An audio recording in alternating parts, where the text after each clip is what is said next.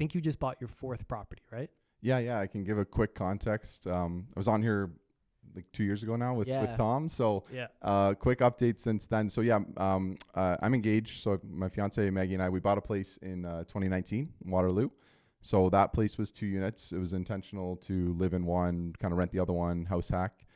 So we did that, and we actually moved. We moved into the upper unit, assumed a tenant in the lower unit, and then within a year, we had moved into the lower unit and did some renovations. So doing that was allowed us to force the appreciation a little bit. So then we refinanced and bought a place, second home in London, single family, and that worked out really well. We assumed a tenant there. They've been amazing.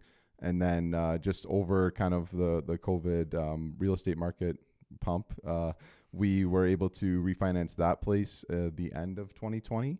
So talk about timing, eh? Yeah. Oh, sorry. The end of 2021. So what was your timeline when you got in 2019? Like, how long were you thinking before things were going to start rolling for you? Well, so we were in New Zealand for a year in 2018. So I had some kind of money put aside for a property, but had the opportunity to go to New Zealand for the year through Maggie's went for Teachers College. So when I kind of came back, we knew we wanted to find a place. So our back and forth was a little bit of whether we'd buy a home to live in and kind of start and raise a family, or buy more of like an investment with the intention to be able to then, get into our own home a few years down the road. So we went with kind of the delayed path. And how did you get Maggie on board with that? Because I know that you wanted the delayed path, and she was probably wanting the nice home in the nice neighborhood, that type of thing, right? Yeah. So we still talk about that often, and it's still the goal to do that. I guess the reason for me to be pulled toward an investment property was when I went to university, my dad and a friend of his had actually bought our student house. So I saw the value of owning that student house. I was kind of the live-in landlord. What that did in terms of, the cash flow, place for us to live, and then just keeping it for a few years afterwards. Like, my dad was able to sell it for a large profit. It's since sold for like double the price because this is years ago now. But so I knew the value of real estate. I had a friend that was, into real estate investing.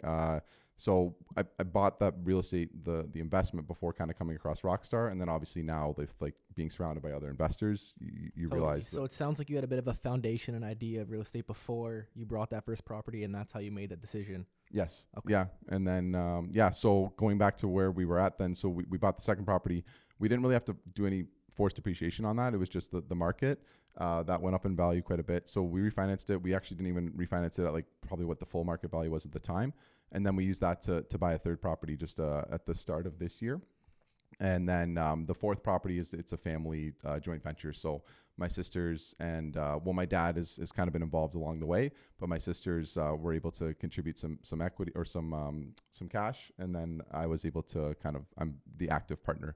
That's in awesome. A family joint venture awesome. as well. So how did that conversation go? Were you always trying to get your family involved from the get-go, or was it after the third place that your family started paying attention and saying, and wanted to jump on board with you? Did you drive that? How did that joint venture structure happen? Yeah, it's a good question. I'd say it's a bit of both. My younger sister was able to buy a place a few years ago as well in the Kitchener area. She bought a pre-construction townhouse, so that worked out really well for her, just in terms of the closing period and then the market taking off. So she had some equity.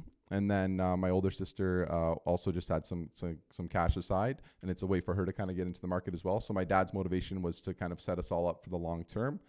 He was willing to go on title, and then the capital contribution was just kind of, I was kind of able to explain to my sisters a little bit the value of real estate investment. This is a long-term play.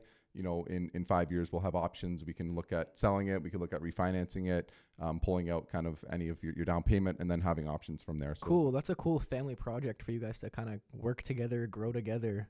Yeah, no, it's been great. And I think for me, one of the more valuable parts of it is like, we kind of live in this bubble with Rockstar, not so much a bubble, but like everyone understands the value of real estate, and like, you're willing to accept the risk, and like what happens with tenants, and like just handling those problems, solving bigger problems. You start taking those issues for granted. Like you've got the solutions to those things. Mm-hmm. Yeah. But totally. Then for my family, when it's new to them, there's like, some of those new questions and whatnot. So you have to be able to explain it with confidence and answer those questions, and to really grasp it, to like kind of teach it to others, if you will.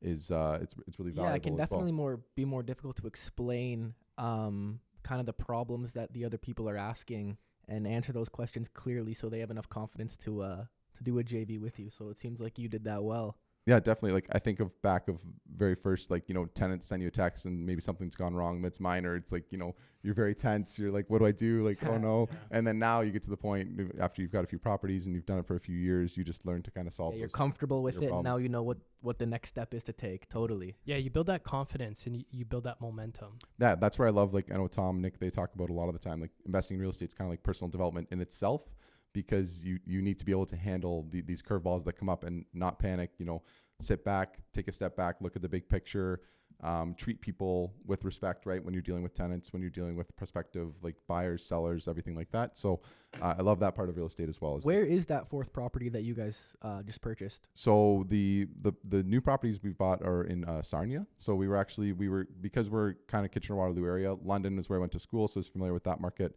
That was where our second property was. And then earlier in the year, it was just made sense numbers wise. Like London, Kitchener didn't make sense, and then Sarnia made sense. So with rates increasing and whatnot now, we do have a variable mortgage on that. So like it is like, it's a new experience in that regard too, because our previous properties, the rate haven't changed. One's a fixed mortgage, one's a mortgage like you were talking about with Dan Patton recently, that even if the rates go up, the payment to principal or interest just changes. It doesn't actually impact your cash flow. So this has been a new great. experience. It's like you can have your cake and eat it too. Like you get all the benefits of the fixed payment and you know.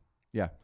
So these have been great. We have family down in that area, and there's a strong demand for tenants or for like rentals because there's not a lot of rent. I'm sure there is. Yeah. Available.